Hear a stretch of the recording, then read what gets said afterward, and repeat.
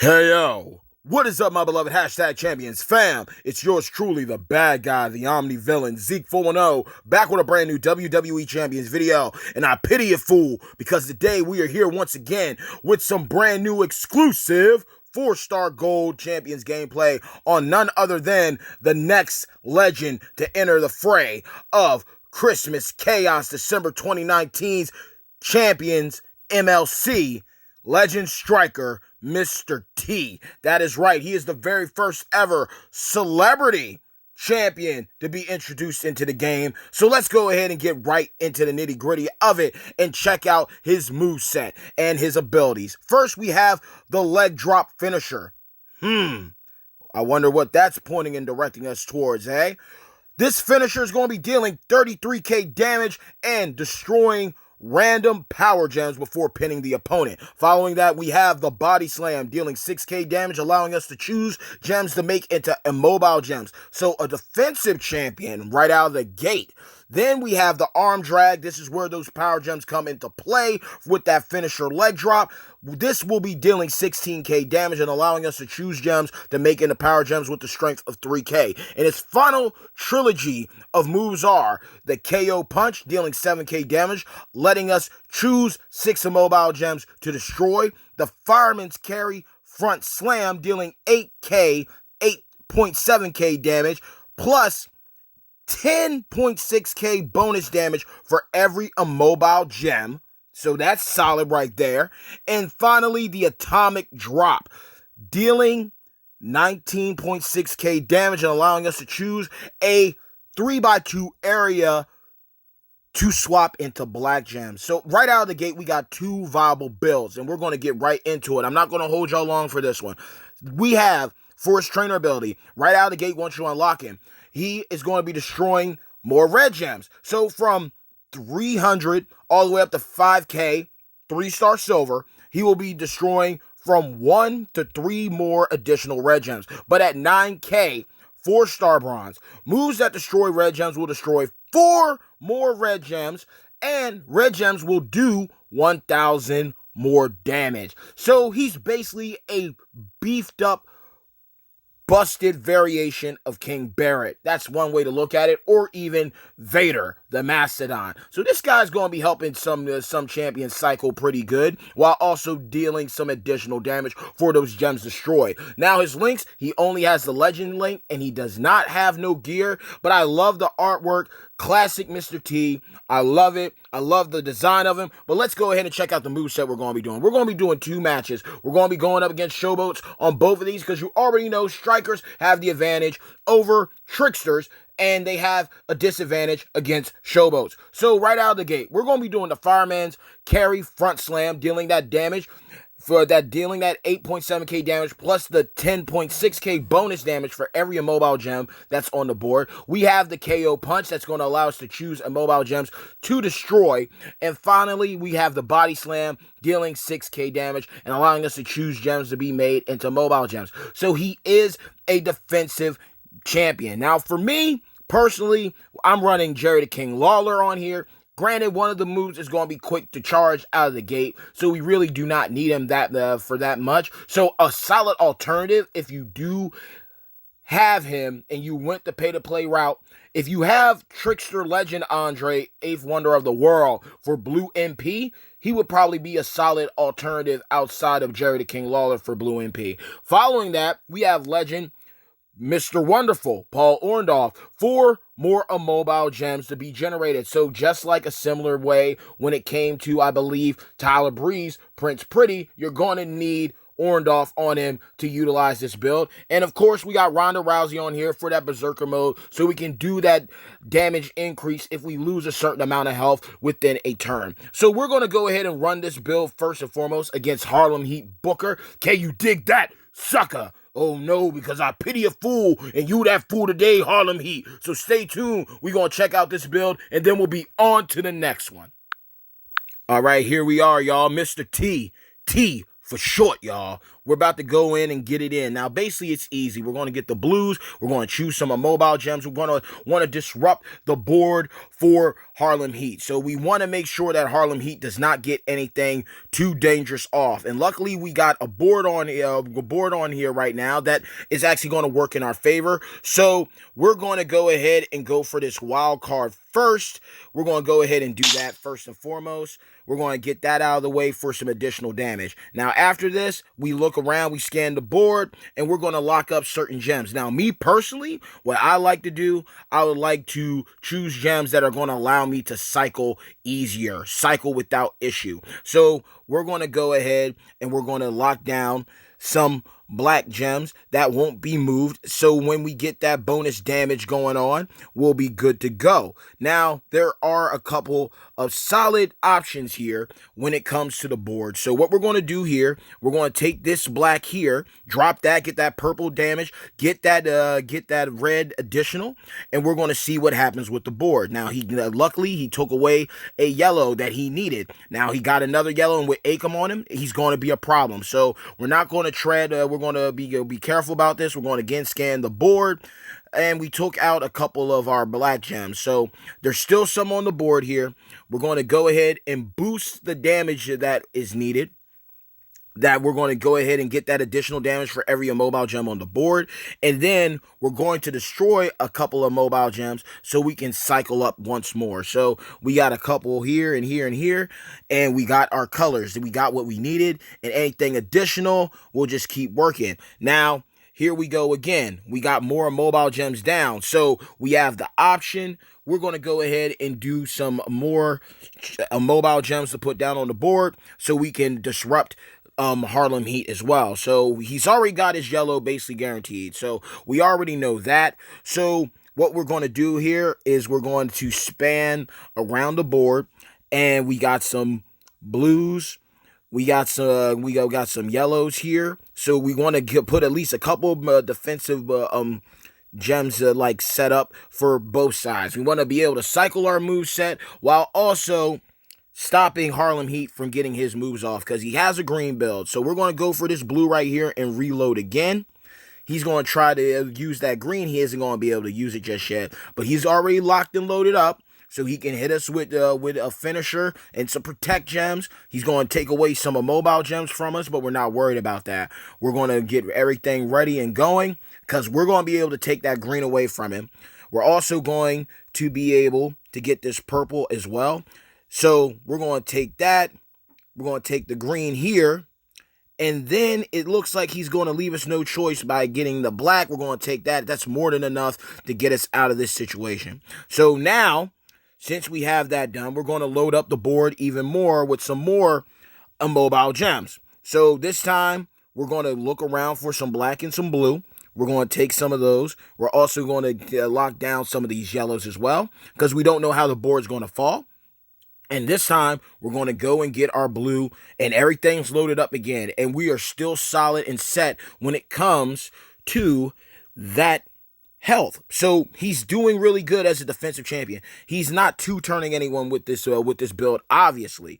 But we're loading up the board so we can do some mass damage. But you know what? I'm going to go ahead and right a couple wrongs here, because there's plenty of protect gems down on this board that we can get rid of. And that's what we're going to do. We're going to help ourselves out while also rendering this guy a little bit, shaken up. Because look at all these mobile gems that T's getting down on the board, y'all.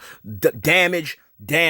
And now all we gotta do is just destroy a couple of those. All we gotta do is destroy a few. So we could have easily gotten this red down here that's next to this purple, as well as that loot box, and drop that yellow down, and that would given us a TKO, so to speak. But instead, we're going to go ahead and go for our moves once more by taking those, and Harlem Heat Booker's going to be done. He's going to be done and down for the count 1, 2, 3, and that's amazing. Now, granted, it could have gone a lot faster depending on my choices, but this is my real time run with this guy. You know what I mean? I want to give y'all the full on experience with it. So we're going to do another build against another showboat. But as you can see, this build was very effective, offensive and defensive at the same time. I love versatile champions, and that is what Mr. T definitely is right here. He's definitely been given a good look, a good rub, so to speak, when it comes to his introduction into WWE champions. So we're going to be right back with another match against another showboat. This time we're going to be seeing what a offensive build is going to be looking like, as well as another versatile offense defensive build against another showboat. And stay tuned when we return. All right, y'all. Now, this time we're going to be utilizing the second build. And this one is what I feel is his best build. It's both offensive and it's also defensive. And I'm about to show you why right here and now. So, we're going to check this out. This time around on Mr. T, we're going to be running that finisher, that leg drop that's going to be destroying random power gems before the pin, as well as dealing that move damage. Then we have the atomic drop, allowing us to choose the 3x2 area to swap into black gems, allowing us to get our finisher off. And finally, the arm drag, dealing the 16k damage and allowing us to choose gems to be made into power gems. Now, what we're going to do here, we're going to take Orndorff off. We're going to go ahead and take him off. Usually I have my stuff set up, but this makes it more realistic, y'all. This makes it far more realistic when we're doing this. Not everything's perfect. We're going to go ahead and take Orndorff off, and then we're going to replace him with Authority Triple H, and then we're going to take Lawler off and put Sting and Triple H fully locked in. So what's this do? We got Red MP out of the wazoo with Sting, as well as X-Pac. And then we have, of course, Ronda for that berserker damage if we lose a certain percentage of health. And finally, Triple H to generate more power gems. So that is what we're going to be running here against the glorious one, Bobby Roode. So stay tuned, and we will be back with this final move, set, build, run, and then we will discuss Mr. T. All right, and here we are. Now, right out of the gate, y'all need to know this. This is going to be very interesting because, again, we're going against a class disadvantage, but we can pull off the dub on this one. And all we really need is a red. That's all we need is a red to get that off. But we're going to take that yellow away. We're going to take the yellow away. We got our red. Now, that's cool. So what we're going to do here is, first and foremost, we're going to lay down these power gems. We're going to get these power gems all over the place, y'all. All over the place. But what's cool about this, at first I was going to put them all over the place, but this is what I want y'all to think about. Just like the immobile gem setup, this is another cycling build. So what we're going to do here is we're going to put some down on these black gems. All right, we're going to put these down right there. We're also going to put some right here. No, we're not going to do that. We're figuring it out as we go. We're going to figure it out as we go, because I want to do some crazy damage to him. I definitely want to do some crazy damage, so we're going to get some reds. We're going to get these blacks up here, and that'll be good. That'll be good enough. Definitely be good enough. So what we're going to do now is we're getting a 3x2 area. So we're going to take down this bottom half right here. There we go. There we go. Now, we're going to do this, give us a giant Zoal Cardo, drop everything down. We got that crazy damage. We got the power gems down on the board. Okay, he got another wild card in, but this is definitely far more efficient than what we were dealing with the first build. And he's taking away his yellows. He's got another purple set up. Okay, I'll give him that. But now we're going to be able to destroy these reds and these blacks that are left on the board that were power gems. That's going to allow us to cycle our build once again. We're doing excessive damage as well, so that's going to help out too. So we're going to see what happens here. Bobby's going to kick out. He's going to load up his yellows. That's just how it's going to be. We're going to take some damage here. But as you can tell, both of these builds, the blue and the black, with the immobile gem damage for every immobile gem, destroying the immobile gems. It's a cycling build because you're allowed to choose. The same way with this one, you're allowed to choose. So in the end, you're literally still walking away with a W one way or the other. Defensive champion that hits like a freight train. I love it. I absolutely love it. So we're just gonna put some more power gems down on the board. Okay, we're gonna put some more power gems down on the board. We're gonna get these reds. We're gonna get this black. Nah, I'm not gonna do that. I'm not going to do that black because I know that he's going to probably try to break that if he survives it. If he survives it. And I'd rather be safe than sorry. So we're going to just put some around here, see what goes down. It's about to go down. And we're going to let those hit right there. And then we're going to go ahead and hit another Zawal Cardo. We're getting the 19K. Plus, we're going to be killing it. We're just going to be absolutely dominating with this. So I'm going to go ahead and put that there. It might sacrifice me one of my power gems, but ultimately the damage is done and root is done. So this is definitely the superior build. Definitely both builds cycle without question. The blue and black is a low charge build. The double red, again, with X-Pac and Sting on it, easy to get those reds off. He's good.